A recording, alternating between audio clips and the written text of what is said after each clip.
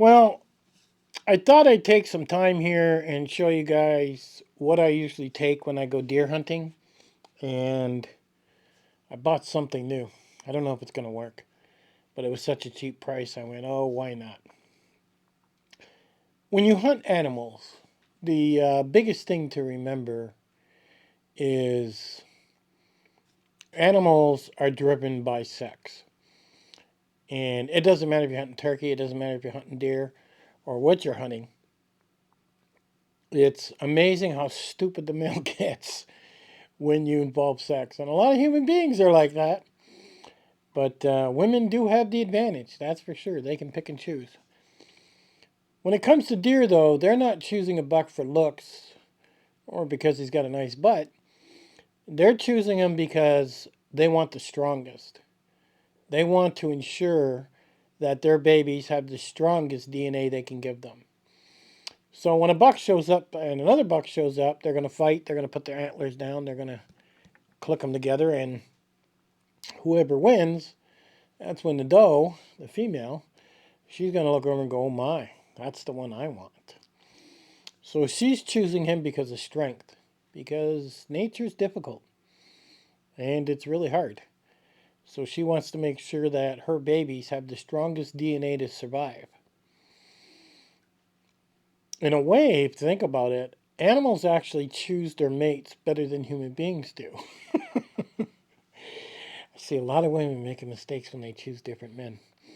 But there are some things I use to give myself an advantage when I actually deer hunt. Now, one of the biggest things I use, and I had to buy a new one because it wore out. This came in today, so I thought I'd do a video on it.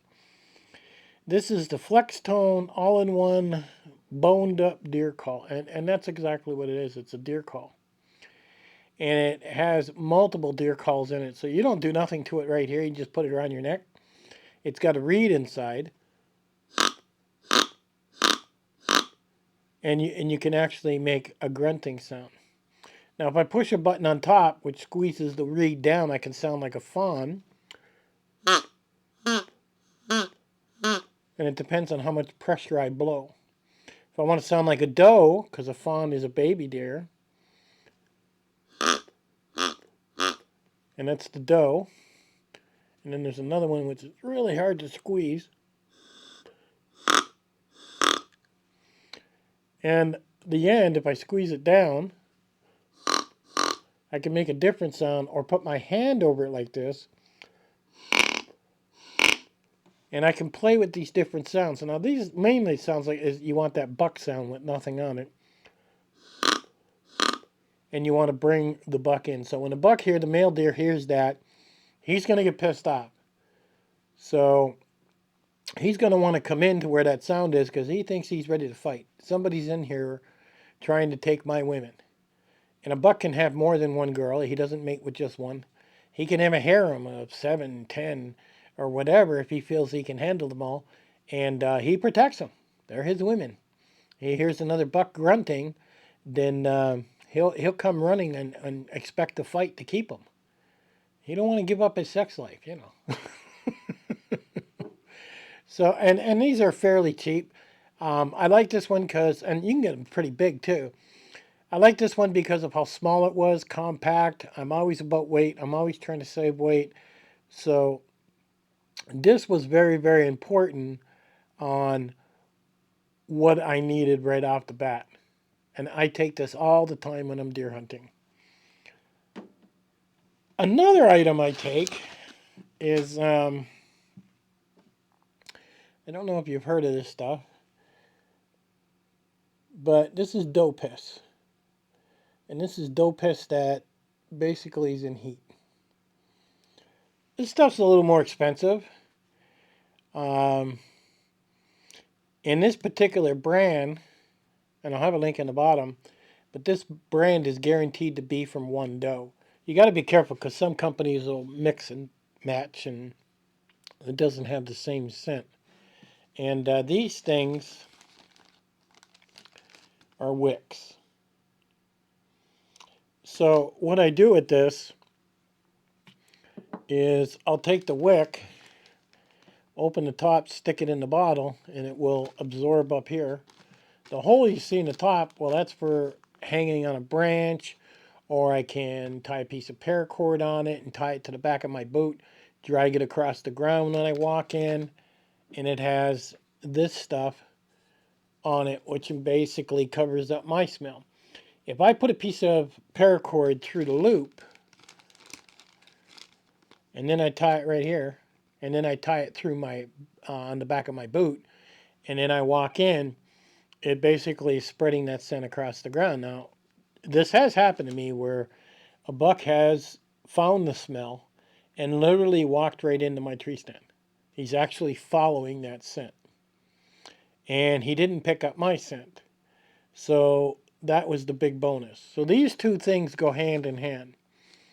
I'll also take two of these and stick them in here and go about 30 yards out, and I'll hang them on a tree at two different settings.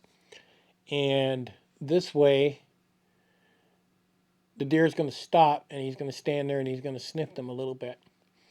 Anything you can do to give you an advantage when it comes to deer hunting is a guaranteed plus. Whether it be camo, whether it be, the smelly stuff, whether it be the horn. I mean, the horn, if you see a deer too far out and you can't get him because you're just not confident with shooting that far, like say he's out 60, 70 yards, I'd never take that shot. Use your horn now to see if you can call him in. Get him up to 30 yards before you can grab that shot, so it comes in handy. So as you see, when you hunt, you're going to have to buy a few things. Like if you were turkey hunting in the spring, and I've never done it yet. I do plan to try it this spring. You don't need, but it gives you an advantage if you have a turkey decoy, and they ain't cheap. Literally, it looks like a turkey, and you stick it in the ground. They run, $80, $100 for the good ones. And they're very big, very bulky. You got to carry that on the back of your pack. You can get away with one, two's better. And you can search hunting turkey on YouTube, and you'll see what they do. The turkeys come in and literally, again, the male, the drakes, beat the shit out of it, is what they do. They don't like somebody messing with their females. And that's just the way it is. Now, another new thing I bought this thing. Butt Out 2. I don't know if this thing's any good. I'm going to have to wait till I can try it. But basically, when you take down a deer, you have to cut the asshole out of it and make sure that doesn't get all over your meat. Well, this is supposed to make it easier. Apparently, this actually goes in, okay, and you stop here where the round thing is, and then you give it a couple turns and you'll feel it grab the intestine on the inside. When you have the intestine, you pull. You don't jerk. You don't start jerking. You grab it and literally pull, and then the back end will pull the intestine out about 10, 12 inches, and then you stop, tie a knot in it, and cut it off. This is supposed to make it easier when you're skinning your deer. We're going to see. I've seen great reviews, and then I've seen bad reviews. It apparently works with for deer, hogs, antelope, and bear. Now, I don't know how true this thing is or how good it is, but it was so cheap, I thought I'd try it on at least two deer, because you can never, if I go on one and it messes up, you're probably going to judge it right away. But I think I should give it two deer tests and find out if it's worth carrying. It really has no weight to it because it's all plastic, and it's supposed to make it easier for cleaning out that butt. Now, let's understand something. Most preppers will buy canned food. They'll buy a lot of different things, toilet paper or whatever. They'll stock it away, and this is all they do. You really should learn how to hunt. And I think you should learn how to bow hunt, because bow hunting is super quiet. You go out with your gun and you take a deer, you've just announced to everybody with that large bang where your location is. And if it's been a couple weeks and everybody's hungry, they're going to be coming pretty quick to take you out. You take it out with a bow, it's just a thump, and then you're ready to go. Now, the pack I carry, which is a Kiru pack, it's a hunting pack. And there is a difference between a hunting pack and light packs. My hunting pack allows me to pull the pack away from the frame, put the meat, and you debone the meat, put the meat into a bag, and then put it against my frame and then bolt it down. So literally, you want your pack as light as possible. So if my pack's around 35 pounds, and that's without food or water, then I add the meat. I mean, I'm probably carrying 60, 70 pounds on my back to get it out. Now, ideally, in a shit hit the fan scenario, let's say you take out a deer, you don't want to leave your meat behind. Other animals are going to eat it. Wolves, coyotes, I mean, dogs. I mean, everybody's hungry. So you really want to take it down and bring it home. And you want to come home quietly. You don't want anybody knowing that you've got this deer meat. And now you get it home, and I mean, you're going to eat for a good month. If you got a family of 4, you take down a deer, um, you're going to be amazed. And you're going to eat good. I mean, high protein. The best part about a deer is, I don't know if you've heard people say, but they'll say back straps. And that's the meat along the spine.